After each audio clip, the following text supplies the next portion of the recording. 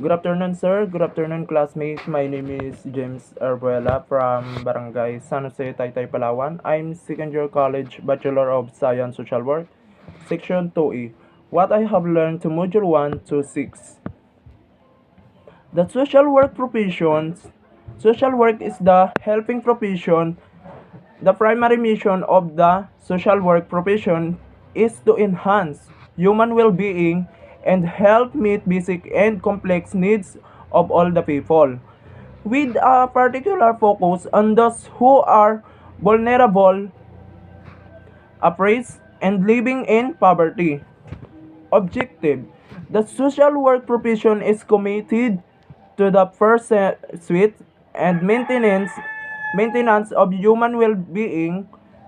Social work aims to maximize the development of human potential and the fulfillment of human needs through an equal commitment to working to achieve a social work justice, truth, social development, and social change. About the Republic Act 437, the social work law is general term that refers to the legal aspects of social work practice, such understanding the general relationship between the justice system and social work, having and working knowledge of the laws and regulatory agencies that fix one particular areas of social work and being preferred to knowledge.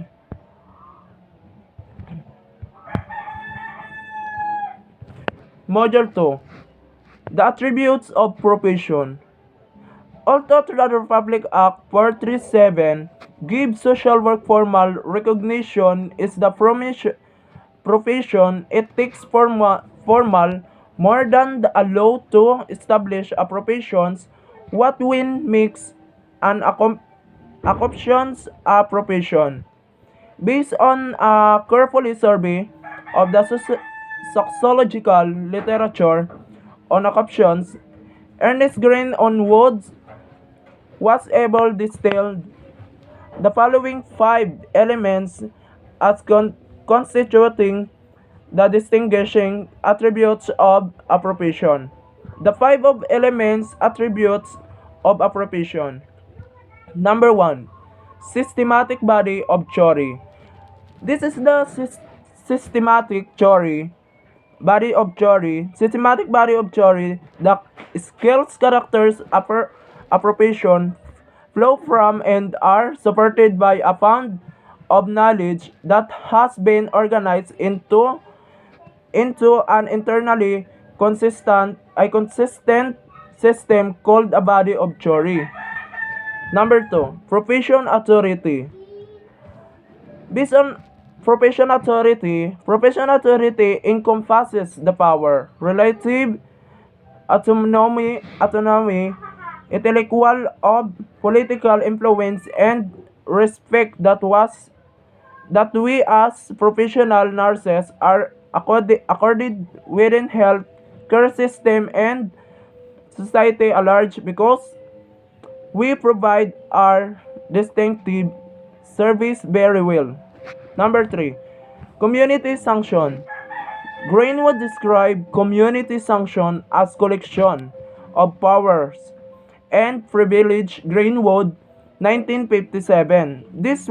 This power and privilege allow for social workers to have the ability to control who can self-identify as a social worker and who can attend a program designed to ensure competency.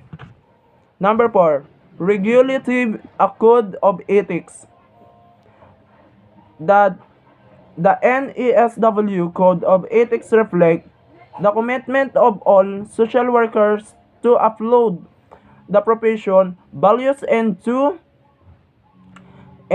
act ethically. Principles and standards must be applied by individual of good character who discerns moral question and in good faith seeks to make reliable ethical judgment. Number 5. A professional culture. The professional culture refers to the way in which teachers develop their activities and educational institutions.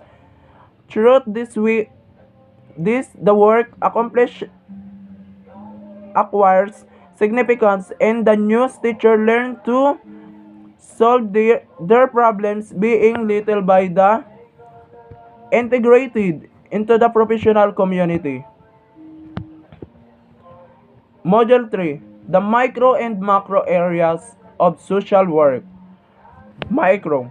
Rooted in the long history of the profession micro, social work is defined as social work closely with individuals, families, and a small group to advise and provide a support to clients and navigating complex challenges and systems.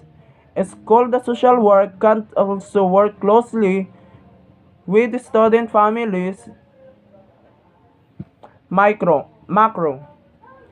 The macro social work practice consists of the professional applicant of social work values, principles, and techniques to one or more the following ends: helping people obtain tangible service, counseling, and psychotherapy with individuals, families, and groups, helping communities or groups to provide or improve social and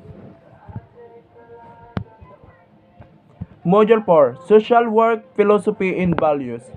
This is the philosophy of social work. Philosophy. The, the philosophical base of social work is an expression of its concern with the ultimate nature of the world and man. Man is the object of social work in it is man in a relationship with his environment, how he interacts with it. Social work is based on the belief that man has worth and dignity. Social work as discipline focuses on the theoretical and philosophical positions such as social justice, equality, and empowerment. Module 5. Social work values. The social workers tries to ensure access to needed information, service, and resources, quality of opportunity, and meaningful participation and decision making for all of people. Value dignity and worth of the person's ethical principle. Social worker respect and the inherent dignity and worth of the person because the ethical principle. Social work respect worker treat each person in a caring and respectful fashion, mindful of individual difference and cultural and ethnic diversity. Social work promote client social responsible self-determination. Values influence attitude.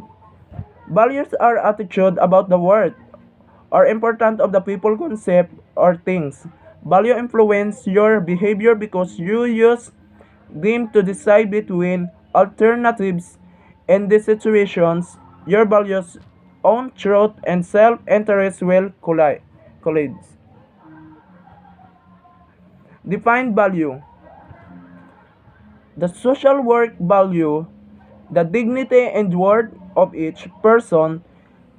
They treat each client in a compassionate and respectfully way that is mindful of individual difference, culture, norms, and ethnic diversity. The promote client socially responsible self-determination based on their individual values.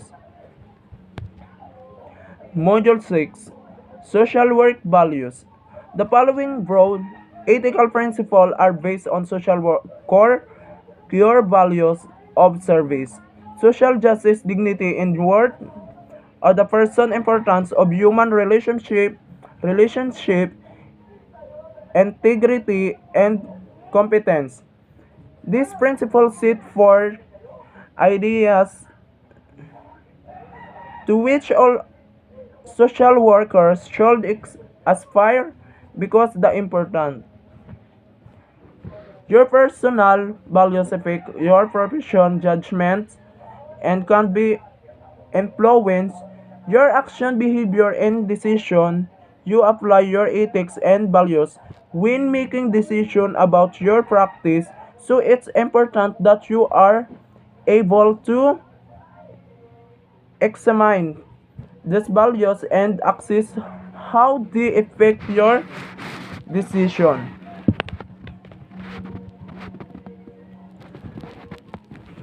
Starting from short easy, sir.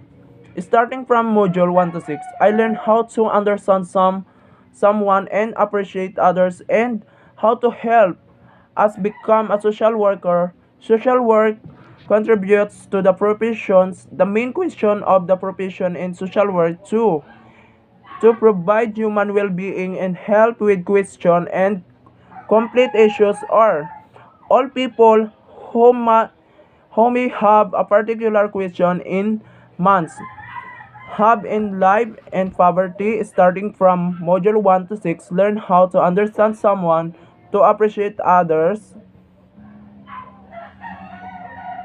and how to help is become a worker.